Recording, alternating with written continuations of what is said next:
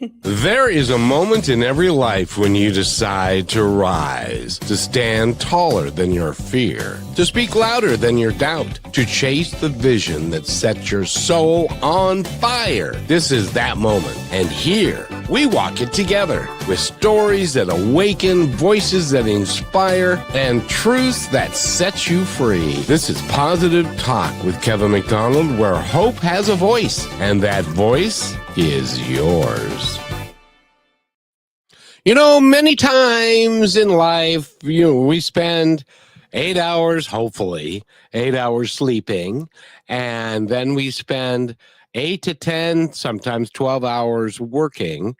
And it's all connected. And then the rest of the time with our family and friends. If you are just tuning into this, I want you, if you are employed or an employer, this show is for you, isn't it, Rochelle? Rochelle's with me today. As always, she's remarkable. Hey, kid, how you doing? I'm doing well. And yes, that is such a good point. As we were talking before the show, I've had experiences just in the last few days talking with friends that they don't feel that same empowerment from the work that they do. And it is affecting their entire lives. And they hate everything now just because they started hating work. So I am so glad that today we have Kathy Eastwood here with us to talk about those things and maybe teach us how we can make a better environment for each other when it comes to our workplace and how that plays out in our life. So she has a website called e=y.com, and we're going to talk about that. So welcome, Kathy. How are you today? I'm great. Thanks so much for having me. And I'm excited. You use the number, right? Like you're asleep 8 hours and then you're working 8 or more. And I was like, 8. How can I parse my day out to be the best it can be? Well, and it's interesting because a lot of times one affects the other.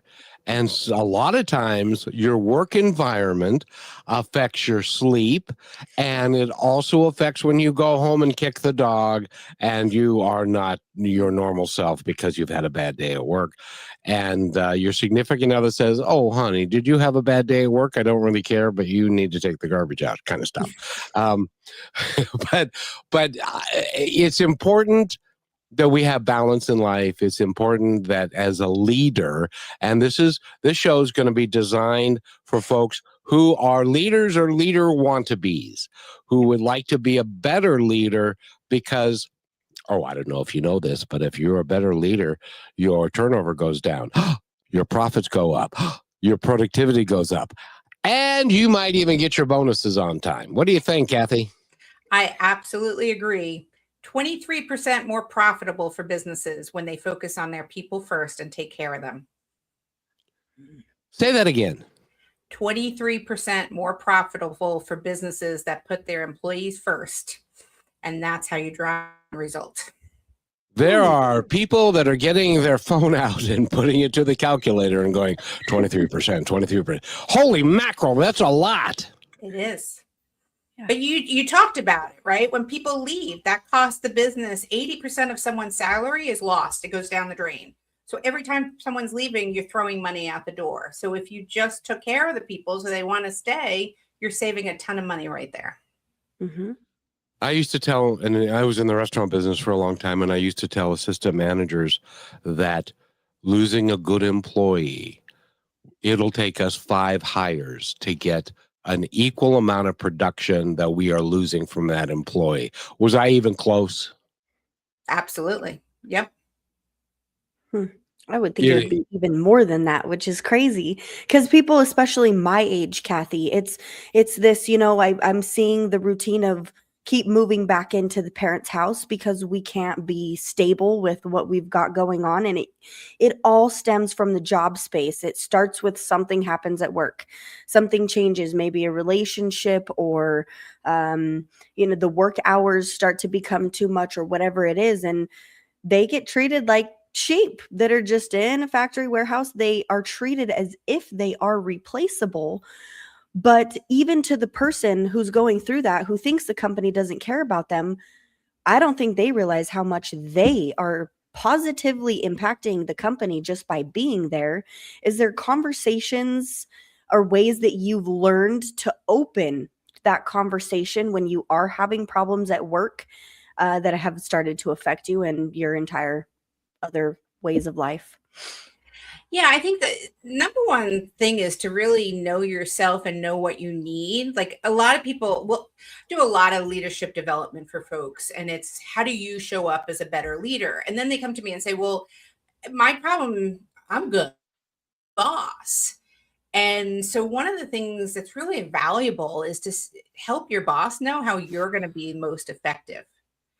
When you can know, like, I'm great in the morning. If you ask me to do something late at, in the evening, I'm probably not going to be as effective. So if you give them clues on how best to manage you, then everyone's going to be a winner in the situation. And by the way, we've got some comments, and I want to roll through these because I got a feeling we're going to have a lot of comments during this show. The first one is Ralph says 23%. Nice. And Karen says, and those are the facts. And then what does Ralph say, Brichelle? Ralph says it probably costs more to replace them than to keep them. Yes, that's what I think. It is, and a lot of times we think that we're just going to go magically find somebody to replace that you already have, but you're neglecting. Oh, and I wanted to ask this before we even get started, Kathy. You've looked at a ton of P&Ls over time. I'm curious to know, because I think it's an important statistic that is either misrepresented or not represented at all. I think there should be a line for a percentage of turnover and how much each percent costs the business. And I've never seen a P&L like that. Have you? No, it's not on the P&L, unfortunately, but in strong organizations, they have those numbers. And because you have regrettable turnover and you have turnover that's unregrettable, right? That sometimes needs to happen. So it's important to understand that and then to know what that costs to the business. So you'll have people understanding what's the time to hire.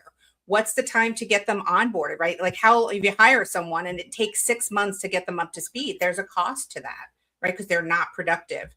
So there are a lot of metrics that companies are trying to capture, but it doesn't get connected to employee engagement somehow. And that's the part that I think is a challenge, right? Because people think, oh, the employees are unhappy, so I can't do anything about it. Yep. But you can. And indeed you should, because it's not a philanthropic thing. It is a business thing to run your business more effectively and with the help of all of your people. Because Kathy, I can tell you this, I have a team and I don't tell my team a great deal of what to do, but they do it because they like what they're doing. Well, and then so I'll ask you, how do you help them love what they do? We started with a passion, and they understand why they have a clear understanding of what we're here to do and why we are here. And then I give them the ability to use their natural gifts. I know each person's, as an example, I have one team member that just moved from a smaller place to a bigger place. I have another team member that's got 3 kids. They're 12, 9, and 8. And so when I talk to them, rather than just the nuts and bolts, I talk to them about, how are your kids? Are they sleeping well? Are you, like, they had chicken pox recently and she had chicken. So, it's important, if you treat people as human beings first and employees second, you will get a better employee. Don't you think? It's absolutely. And I got to tell you, you just went through the E3 leadership code that I'm often promoting for people, because there is a formula for this success. And, people want purpose. Why am I here? Why am I doing this? That gets them motivated, gets them up. And that's when you can express that end vision, you get them excited. The next thing you talked about is engaging people the way they want to engage. What I heard you say, Kevin, is you don't treat everyone the same way. You're Oh, learning what motivates each person. And then you're talking in their language, not your language, in their language. Yep. And that's why people then want to stay.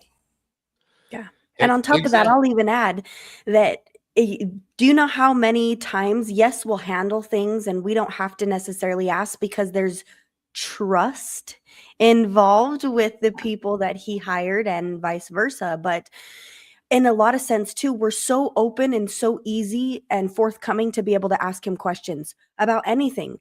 If there's something going on in our life and it has to do with our schedule or work or whatever, if it has to do with something within the work, if anything, even if it's in our personal life, it's like, hey, could you maybe just give me a little bit of advice? And it's this, we're doing it together and leaning on each other. It's not, nobody has a higher up level. We're all just in our boxes and we're thriving in it. And I love to be that person on Kevin's team. And I want everybody to feel that way when they work. It's not draining and tiring. And I have to ask you this. This is why I'm bringing it up. On your website, you mentioned express, engage, execute, powered by emotions. Why do you say that? Because business requires you to show up with heart. And so many people think, oh, this is all business, it's all numbers, and we just have to deliver results. But actually, in order to get people to really show up and want to be there, you have to connect to their hearts. And the more we connect to people's hearts, the more they are going to show up, the better they're going to treat their customers. So that's why I talk about the emotions are really amplifying one of those elements, right? So when you express the end game, you didn't just say, here's where we're going. You said, why? Why does it matter? What, and so you're connecting to people's emotions there. When you engage someone, you're not just, okay, come to the meeting. You're talking to them to understand them. And even execution. A lot of people say, oh, execution, I'm just going to tell people, give them feedback. That's negative. Well, actually, that's a gift. If you can look at it from that point of view and use the emotions for feedback, it's a powerful connector and amplifier for driving and leading. I agree. And Kathy, I want to introduce you to one of the great leaders in our world today. His name is Samuel. And Rochelle, you take the lead on this, would you please? Yes. Hi, Samuel. We love you so much.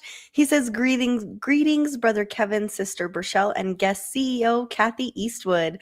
We are listening and watching this favorite program, Positive Talk Radio show from Kabiria Restoring Hope Center, based in the slums of Nairobi, Kenya, the second largest slums in Africa. My sister Burchelle, happy birthday. We love you. It's your Thank birthday? you so much. My birthday was like last Saturday, and I'm still getting it. So I feel so much love and so much empowerment. But yes, Samuel is an amazing leader. He himself grew up in those slums and went through the hardship and has chosen to set himself in a position to where he can help kids not ever go to bed hungry and to feed them and give them education. And Kathy, everything you're saying is there's so much purpose. There is love. There is meaning. It's not just all strategy. And when you understand that, you see things blossom, don't you? Absolutely. And Samuel, thanks so much for joining and sharing all that you're doing. It is. And we have to just keep focused on doing the right things. And it's hard at times, right? Like we are all stressed and, we're all asked to do more with less. But if you keep coming back to the basics and doing the right things, that's when, my father has a saying, cream rises to the top, right? And, when you focus on that, the results will follow. And you have to trust in the process, but the process works. It's true. It does indeed. And we have another. Boy, you are popular, young lady. I gotta tell you. Go ahead, Rochelle. Yes, Ralph says emotions are what connects us together as a team, in my opinion. Ask anyone in the military. They are fighting for the next person to them in the foxhole, not so much for the larger mission. That is amazing. And Ralph, if you served, we thank you for that and that connection. He also says it's key that people are engaged with each other. Really, engagement is, imagine, Kathy, what it'd be like trying to run a company. Do you ever have those leaders that are like, well, when it really all comes down to it, all I need is me?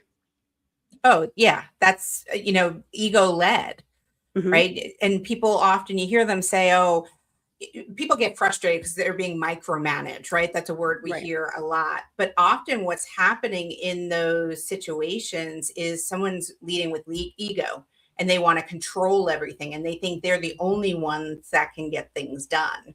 Yeah. And that might work in a short period of time, but it's not going to happen long term. You're not going to have great results. You're going to burn out. You're going to miss something. You can't grow. I mean, there's limited space of what you can do. And so therefore you need to learn how to work with others and delegate and bring them along on the journey with you. Yeah. And by the way, Kathy, we need to take a quick break, and I'm going to play something that I want you to hear, and I'd love your opinion on the other side. But Rochelle, take us to break. Yes. Well, everybody, if you are curious as where do you go to find more information and follow along, go to e=y.com. That is Kathy's website. She has all the homepage offerings, tools, the 3E tools I want to talk about, and her blog. So we'll be right back. Don't go anywhere. And this is my version of leadership, Kathy. I want your opinion. Here are some points to ponder from Positive Talk Radio. You know, some say leadership is about getting the work done, about pushing forward, no matter the cost. But what's the cost of a team with no purpose? What if a single act of support, a single moment of genuine grit could change everything? What if leadership was a catalyst? Because true leadership isn't about being in control. It's about empowering others to find their purpose. It's about leading with passion and igniting the fire in everyone around you, creating a culture of teamwork and common purpose. A true leader finds this culture by enthusiastic purpose and team development, making each team member feel empowered to create, improve, and execute their tasks with genuine passion and a strong belief in the company's mission and focus. In other words, lead with purpose. And welcome back to Positive Talk. My name is Kevin, and Rochelle is right there, and Kathy Eastwood is with us. And Kathy, I got to ask you, did I do okay? You did perfectly. Absolutely. The one word, purpose, right, can drive everything. And what is our own purpose? What are other people's purposes? Because then when we can connect together, we can accomplish amazing stuff. How many leaders don't explain the purpose behind the mission to every member of their team so that they can all, as I like to say, or used to like to say, get in the canoe and start paddling like heck in the right direction?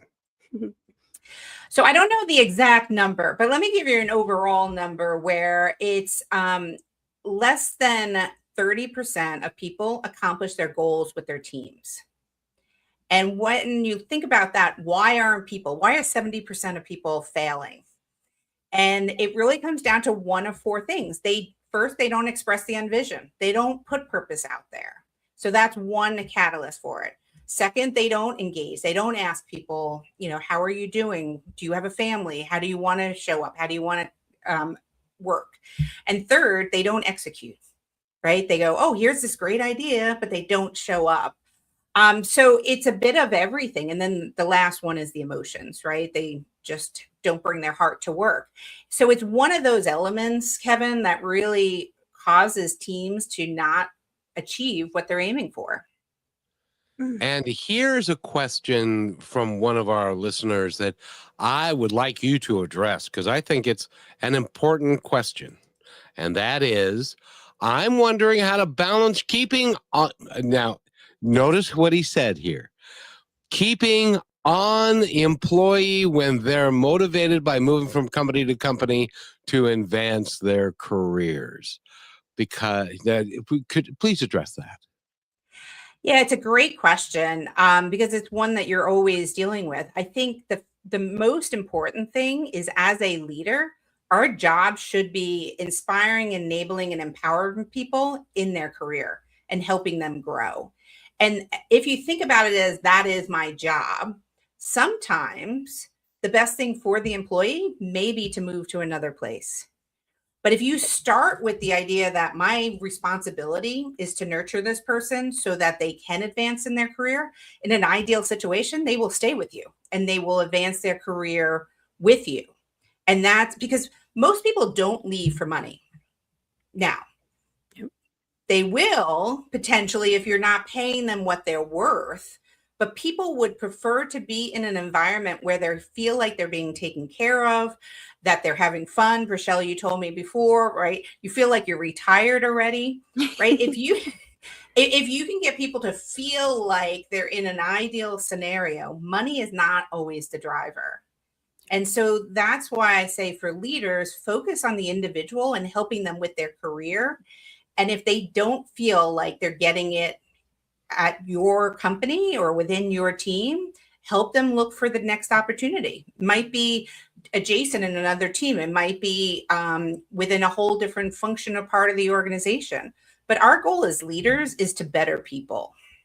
Yep, it's true. I even had a termination meeting with someone, and it kind of went like this, Kathy. It was like, you don't look very happy here.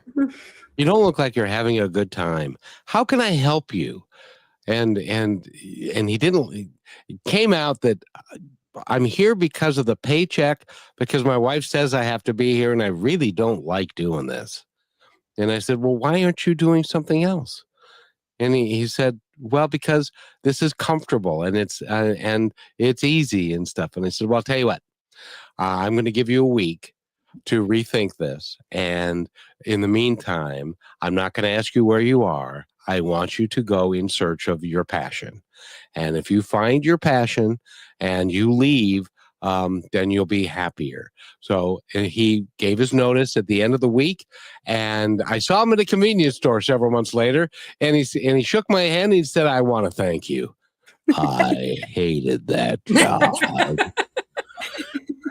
I was there because my wife said I had to be there, but I love what I'm doing now, and it's so fulfilling to me and stuff. So everybody has their own level and where they want to be, and people go to work for you for all kinds of reasons, and some of them are because they have to. And listen, we all have to work. We all need a paycheck, but when you can combine something you love with what you have to do and to bring in the paycheck, you're going to perform that much better. You're going to be happier. You're going to be more productive. The company is going to be better off. And then you start to create this virtuous cycle, and everything comes back around, and it's one's feeding off the other, and it's a win-win situation in that scenario. And by the way, it makes me so happy when Rochelle says, I'm retired because I love what I do. And because that is the gold standard that we're all trying to achieve, isn't it? It is. Absolutely. And, I took a break. I had been working for a toxic leader, and I took a break from corporate for a little bit and said, okay, if I wasn't getting paid, what would I do? And I think we all need to stop and think about that sometimes, is what would we love to do? We might not be able to do exactly that. I had somebody that I asked that question of, if you could do anything in the world, what would it be? And he says to me, he goes, I want to be a race car driver. Ooh. And I'm like, might be a little late for that. Sorry. Don't know how to help you. However, you live in England where there's a whole bunch of race car companies. Why don't you look to go work for one of them? And 6 months later, I got an email from him. And he's like, Kath, you'll never believe it. I am on the pit of Formula One. I'm in marketing for Macari, right? One of the race car companies. So I am as close to doing my dream job as I can physically do. That's amazing. And he may have even taken a little bit less money to go do that, because he was following his passion, following his heart. And that is so key. And also, as I want to address being a leader, how did you get? Now, I looked at your resume, and we could spend the whole hour talking just about your resume. and all the things. How did you become the heart-centered leader that you are? Yeah, because if you start with where I came from, I was a CPA and accountant. Bless your heart. I couldn't imagine doing that. No. Yeah, it's interesting. I think a lot of it is, I'll be honest, it goes back to growing up in my family, right? We had a father that worked his way from the mailroom to president of the company. You know, he had the corner office in the World Trade Center.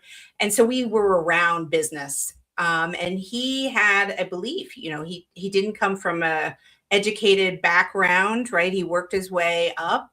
And he taught us to treat everyone with dignity and respect. And that was a leadership mantra that we, my sister and I, always had when we went into the work environments. And so I was business minded, right? I got the numbers. I'm very extroverted, as you can probably tell. I love working with people. I love to get things done. I have a lot of run energy. I run to the fire. But I realized that not everyone was like me. And if I wanted to drive change and projects, I had to speak a different language to different people. And I love trying to find that translation of how could I get people on board and excited about change that we were going to introduce. You know, the first big change I had to drive was implementing a timesheet system. How many people do you think want to fill out a timesheet? Not a lot. Nope, not especially if it's from a position where, I just showed up at around 8 o'clock. Yeah. And as long as nobody saw me, I was fine. And now you're holding them accountable by they get to sign in, and they need to sign in at the right time and not, you know. I have gotten fired over those stupid new time clock things. You know that? Did you forget to sign in? No, I just didn't care. I just was late. And once you're already late, why not be a little more late? And then, well, I'm here though. But I hated it. So I didn't care.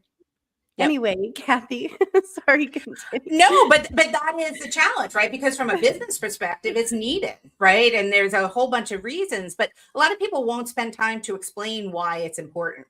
Yeah. Right. So if your leadership team, if your management had sat down with you and said, hey, let's talk about this. I know it's not for you, but by us knowing when you're here, then we can make sure that we hire, we don't know if we need to bring more people on. We don't know if we've got the shifts covered. We don't know. By that, having that information, we can then also write costs off, believe it or not. So when I was implementing a timesheet system, it was to be able to, now I'm getting all techie on taxes, sorry, but capitalize costs. But I couldn't make up numbers. I had to have the facts. Yeah. And so this is where you start to have a conversation with someone. You go, oh, so this isn't just you micromanaging me. You need it for another reason. You might have presented a little bit different and go, okay, I got it. I can help out here.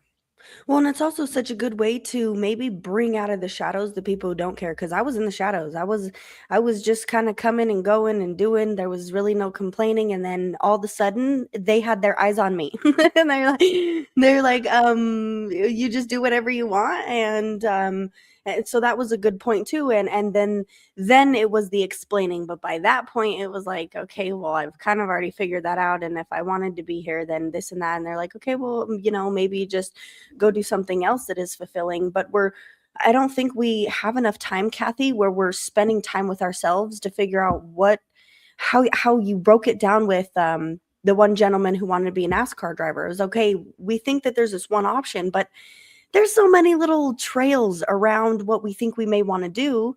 What alters us from seeing one thing and then like losing it all in our minds? I think it's so often we're pushed down in a space because that's our environment knows that. You're right. Like if you grow up with a family that is in manufacturing, that's what you know. If you grow up with accountants or you grow up with another type, that's what you assume that you need to do, right? Because that's what you see unless you're introduced to a whole bunch of other stuff. But I mean, when you can do an assessment and really know where your strengths are and where you love to be, that's where you're going to end up in a much better place. Like for me, accounting, I was like, oh, yeah. Someone said if you're good at accounting, you should do it. I'm like, oh, yeah, I'm good at this. Numbers is easy. I hated it. Like, absolutely. Like running a report every month just did my head in. And I'm like, this is not me.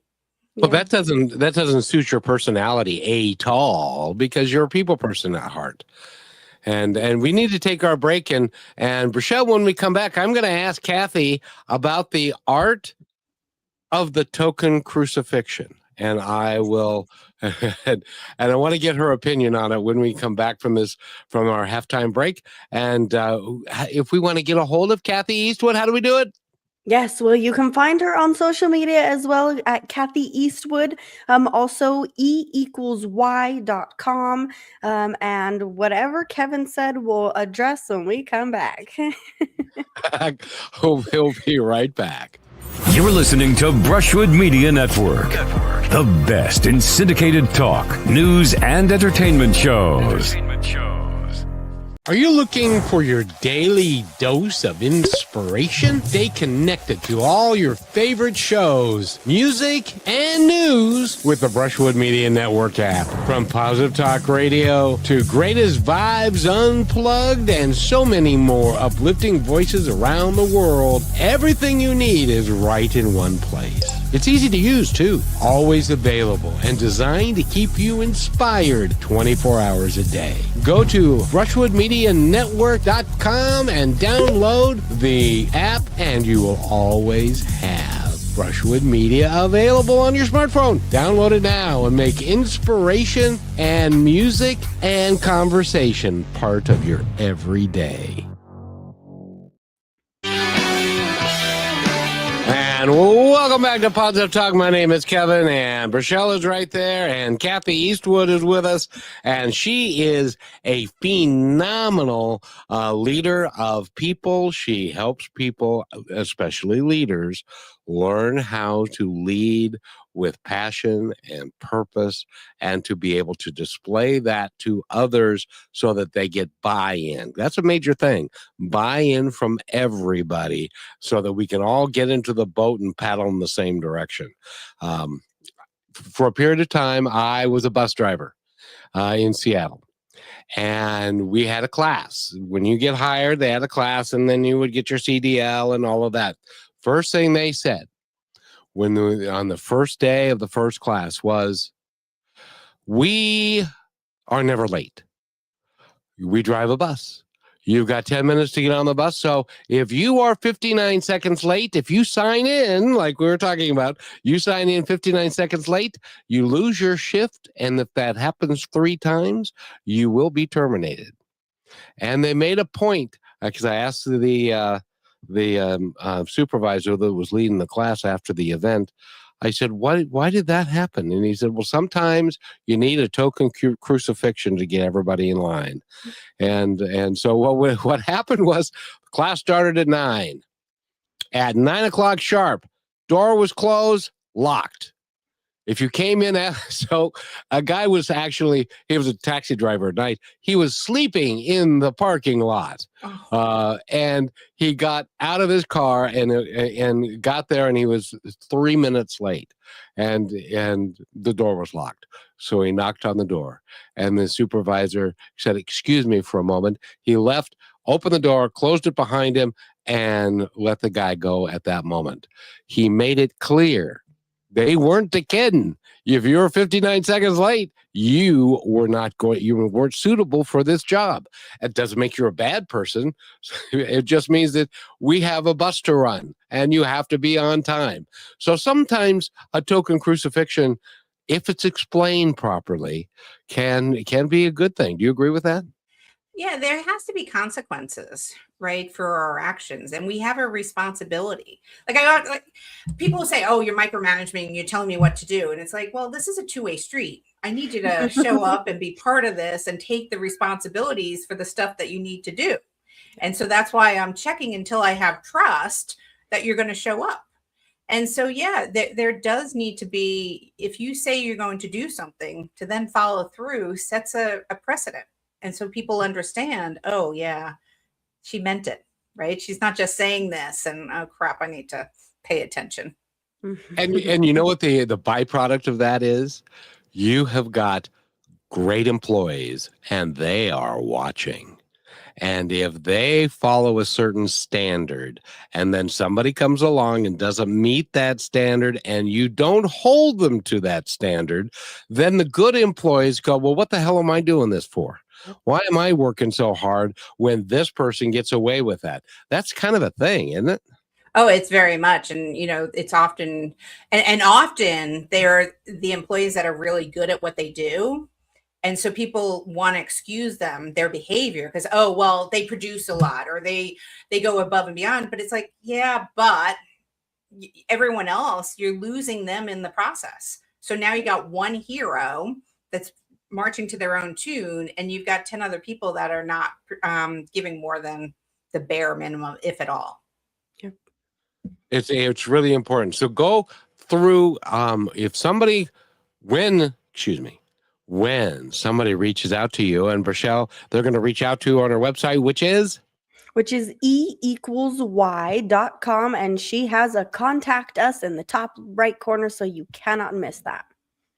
And what happens when they go there and they say, Kathy, I heard you on Positive Talk, and I really want to become a better leader, and I want to go through your programs and how to do it. How do you help them get through it? Yeah, so for individuals, we actually have a boot camp. One's kicking off at the end of this month, February 25th, where it's a 5-session, it's virtual. And we go through what great leadership looks like. And then we help the individuals to really become more aware of themselves and aware of others, and so that they can improve their communication style and basically drive the change and the results that we're looking to do, but through a human first approach. It's critical. And, I have to ask. Oh, go ahead, Rochelle, and I will put this up and then and ask your question. Let's address this first. Ralph says, is a part of the job of a good leader understanding the way to connect with people you lead. How do you do that? You mentioned you have red energy. What's that about? Yeah, so great question. So red energy, for people that don't know, there's Carl Jung came up with these psychological behaviors of how we prefer to show up. How we make decisions, how we interpret information. So you're an introvert, you're an extrovert, you make decisions from your head, your heart. And so one of the tools I use is Clarity 4D. And so when I talk about red energy, it means I'm an extrovert and I tend to process everything from my head, right? So I just make decisions quickly, logical decisions, and I run to the fire. That's who I am. Someone that's opposite of me is someone that has a lot of green energy. They're close to the earth. They really care. They have a ton of empathy. They're more introverted. They're very heart-based. And, you have blue energy, yellow. We all have different energies. And understanding how you show up is then how you can help others and communicate their way, right? So I have a lot of red energy. My husband has a lot of yellow energy, which is very creative. And he likes to be very friendly and talk a lot. And I'm like, can we just get to the point? What are we trying to say? And he's like, but you can't write that to my cousins. You can't write that to, and I'm like, no, we need to be, so we have to help each other come to the right place. Because mine are too brief and too direct sometimes. And his are too long and fluffy, shall we say. Makes sense. Oh, very good. And we've got, and Rochelle, you may not get your question in. We've got a couple more comments. I know. Let's get the comments out. Yes, Ralph also says, is this about what you said at the start? Treat people not how you want to be treated, but by how treating them how they want to be treated. Exactly. So you probably heard the golden rule, right? So treat others the way you want to be treated. Mm-hmm. I always challenge people with the platinum rule. Treat people the way they want to be treated. So think about, the different personalities and change your language to help get them on board. And someone else has actually shared with me one further than that, which is the love rule, is treat people the way you want them to treat your kids or your family members. Oh, Lord. Yeah. Wow. That puts a whole different spin on it, doesn't it, Rochelle? It does. It does. It for so many reasons. We could go down a rabbit hole with that one. Well, and Um, here's an interesting point, and that is when I ran my business, I made it a point to never allocate a job I wouldn't be willing to do myself. Was I a patsy? And I was in the restaurant business. I started as a graveyard dishwasher at Denny's.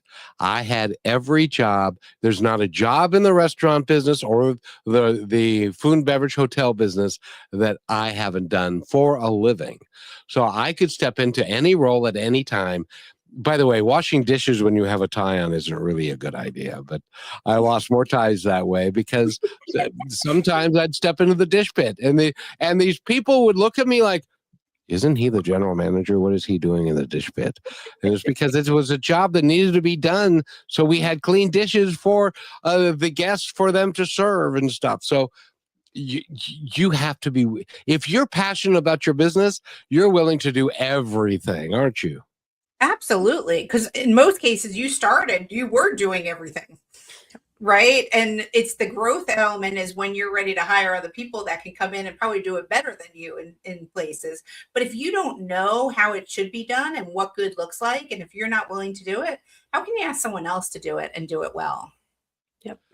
I had a food and beverage director one time, and he had catering, and he had this, and he had catering sales, and a restaurant and a bar and all this stuff. And I said, how do you know all of these things? And he said, well, I don't have to know them all. I just have to know enough so that people can't bull crap me. Well, and that's the thing. Like, I do have this discussion with managers sometimes when they're like, well, I have to do everything, or I have to know every element of it. When you hit a certain level, it is actually your skill becomes knowing how to lead. Right. So you may not know how to do all of the details and how to screw in a rivet or some of the different technical elements. If you're in software development, I never coded in my life, but could I lead someone that coded? Yes. And so it's about leadership is a different skill. Management is a different skill. And too often we try to put people in a management position simply because they did great at being the individual. Yep. Oh, and I wanted to bring this up, Kathy, before our break, because one of the things that you have on your website is a leadership assessment. And I would love for people to go there and take that leadership assessment, because I think you're going to find that you ain't all that in a bag of chips that you think you is, because a leadership assessment is a very important piece for you for people to understand that you're capable of doing it. When I went into management with the DoubleTree Plaza Hotel, they gave me one of those assessments, and it was a business thing, and it came back pretty much accurately. It said that I was in the top 50% of salespeople, and I am in the top 50% of salespeople, which is why I'm not a salesman today. But they also said, we have never had anybody get all the questions right on the management assessment before, because that was my skill set, and that all came natural to me. But I treated it like I was more of an empathetic thing rather than a dictatorial thing. I hate dictatorial managers. I know Rochelle does too, don't you? Yeah, thank God I'm here. Thanks, Kevin. But that was such a good point too, because a lot of people in these situations too, maybe they don't even know they're good leaders. Maybe they don't even know. Maybe they're going to take this assessment and be like, wow, I'm the guy sitting over in that corner or in the back that doesn't talk and doesn't do anything and sees all the problems that could be solved, when maybe I could be the person to help solve some of these problems. And so I love that you've made that available, Kathy. And also, I have a question for you when we come back. It's a spin on Kevin's question, but I don't know if you've ever been asked it before, and really am curious, and it's based off of something that Kevin does that I've never seen before in a leader. So if you are following along with our conversation, people, keep track of her website, E equals Y. Write it down, text a friend, send it to somebody, or save it in your booklet somewhere, and refer to that. Go take the leadership quiz yourself and see where you're at, and maybe to either be humbled or to be excited. Both are great. And then also check out the E3 tools, which we'll talk about before we end out the break. So Kevin, do you have a good little point to ponder before we head out? Yes, I told you that I drove a bus for 12 years, and my team put this together to honor that. Here's another point to ponder by Positive Talk Radio. You know, driving a bus taught me something powerful. Every day, people from all walks of life stepped on board. Some were cheerful, some were tired, some were lost in thought. Yet no matter where they came from, the bus still moved forward. Life is the same. We all ride together. And kindness is the ticket that makes the journey lighter. You're listening to Positive Talk Radio, where stories of hope live. And again, welcome back. My name is Kevin McDonald, and this is Positive Talk. And Brachelle is here. And Brachelle, we'll lead off with you. You had something that you wanted to mention. Yes. So, Kathy, I have to ask you before we leave the break. One of the things that Kevin has always done, he says he doesn't let any of us say that we have to or we need to do anything. We get to. That alone has been expansive in my own journey in my personal life, let alone what I get to do at work. But then he also shares what he gets to do with us. You hear a lot of leaders say, well, I have to do this, or I need to do this, or I am doing this. And maybe you feel like you can't come to them with the help that you need, or they're telling you everything you need to do, but you don't see what they're doing behind the scenes. So what is your perspective on a leader sharing what they also get to do and what they're working on through the day when maybe you have your morning meeting to go over everybody's to-do lists? I think it's powerful. I mean, again, Kevin, you keep exemplifying what a great leader looks like, right? Because people want to know, they want to know the purpose. Why am I here? What else is going on? They want to be connected, right? So we talked about team first. You can't be a team if you don't know what else is happening. You know, we talk about getting on the boat or the bus or whatever it is. Well, what does the bus look like? You know, where is it going? Why is it going? And who's responsible? Right. So when you can have that understanding, okay, so we know Kevin's driving the bus. Brachelle, you're going to be responsible for the directions, right? Someone else is going to take the fares, whatever it is. When you can understand the bigger picture, it's easier to engage and say, okay, I don't have to do this. I want to do this so that I'm part of the bigger team and that team first mentality. Yeah. And it's talked about together. It's not individual. Come into my office every 15 minutes, person by person.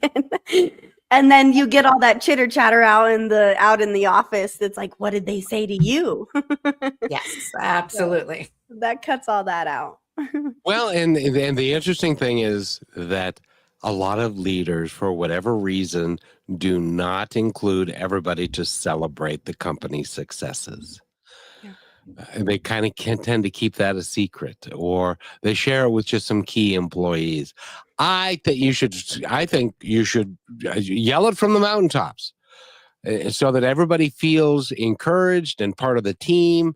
And is that correct? Absolutely. Right. And show appreciation and gratitude. Right. So who's been involved in it and why? What behaviors did they show? How did they contribute? People want that recognition. So it doesn't take a lot to say thank you, good job, here's what you did, do more of it. That is a proponent to do more and more and more. And it's powerful. Okay, so I have to ask you this question since you just said that. We're talking about maybe there's a leader who is like, okay, well, I'm going to get more involved and I'm going to be emotional with my team and I'm going to care about every person in the plant inside their home. Do you also teach how to keep the balance in a person who is doing that leadership to not merge themselves with the life of all of their employees and taking all that on as well? Yeah, absolutely. And I think it is understanding your role is again, right? Your role is to inspire and enable people in as far as so that they're capable on their own. Your job is not to do their job. Your job is not to take on all of their emotional challenges, but to respect them, to give them help if they need it, right? To, if someone's having a mental, challenge with something, there's people that can help them. And your job as a leader is not to necessarily be that person, but to get the resources for them and help them. Good point. And Kathy, I got to ask you, because times, according to Bob Dylan, they be a changing, and it used to be that a leader could get away with saying certain things and off-color comments in a joking way, and those are not acceptable anymore.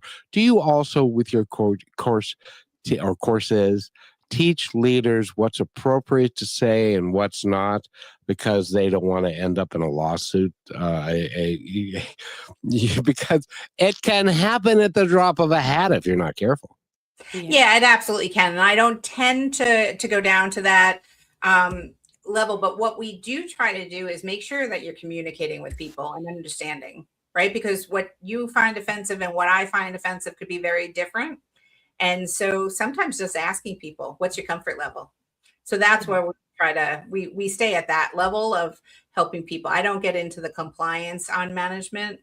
There's some much better courses that are focused on like management compliance, which is a different skill also. That is awesome though, Kevin, because I have been in positions, even myself, where I was in the leader role and I have two people in front of me that are about to attack each other in the middle of a place that's already busy. And so to be able to manage that too, it kind of follows the same framework of, okay, whose roles where, whose feelings got hurt, communicating and trying to manage that when it happens at a horrible time. Yeah. And why is it, Kathy, that when things go bad, it always is a horrible time? Isn't that, what's the Murphy's Law? Is that the right law? Which one is it? It's one of them, because it's always been, and it's one of those rules of life. It's like when you're, in my case, when I was running a restaurant, I always got busy when I didn't have the staff to cover it. I don't know why everybody showed up at that, and it wasn't like a normal thing. It just was random. But well, if you had all the people, it wouldn't have felt busy, probably. That's also true. That's also true. So the guy in the suit is out bussing the tables because that was me when I screwed up. Hiring people as they come to eat. Kathy, I have to bring this up too before we leave the show. Your E3 tools, what are those? There are a number of different tools to help leaders. It can be the self-assessment. So we talked about the color energy. So we have a Clarity 4D assessment, the management assessment, but also learning more about the E3 leadership profile, which is a tool to help with better self-awareness so that you can know yourself, so that you then present and show up better for your team. So, and there's a bunch of other tools as well in there.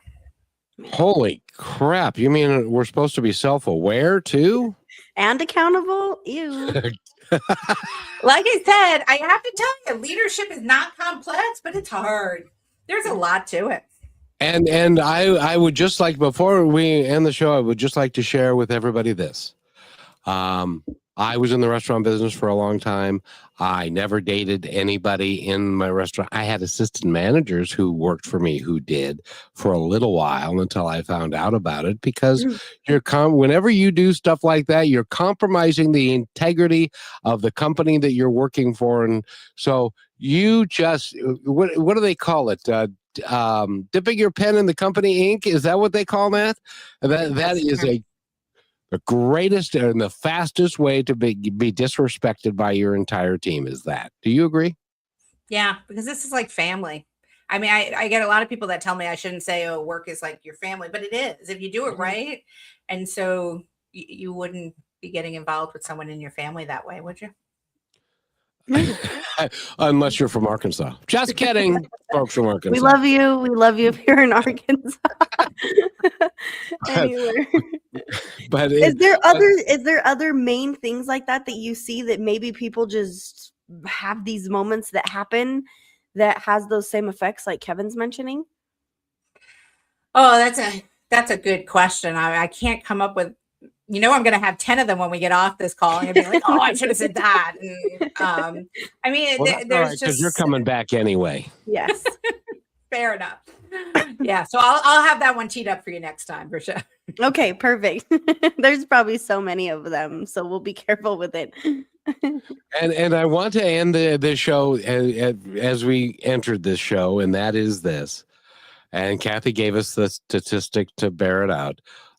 Your profits will go up 23% if you manage your business as a people-first, heart-centered business, that you get people who willingly work with you for the betterment of everyone and not have to force people to do stuff. Because that just doesn't work nearly as well. So, Kathy and Brachelle's going to take us out, and she's got a bunch of questions to ask you before we go. Oh my gosh, my brain is like running a million directions because there is so much, how you mentioned, Kathy, around leadership itself. It can be complex, and it is not for everybody. But I think there's so many of us out here that could be amazing leaders that are way too far behind the scenes that need to be pulled out. If you're a leader yourself and you're taking a look at your team as you take a look at yourself to see them in that family point of view. And Kathy, I would love for you as well to share again that point of how you treat others and the whole. So the platinum rule is treat others. And whether you're a leader or not, I let me rephrase this. Whether you have people you're directly responsible for as a manager or not, we should all be leaders. And that really means showing up and caring about others and speaking to others the way they want to be treated. Right. And I think it would be a much better world if we always stopped and thought about, how are you going to show up best? How can I best serve you? Rather than always being worried about it, me. But we as a society can lead more better positive results, right? If we focus on how can I treat others the way they want to be treated.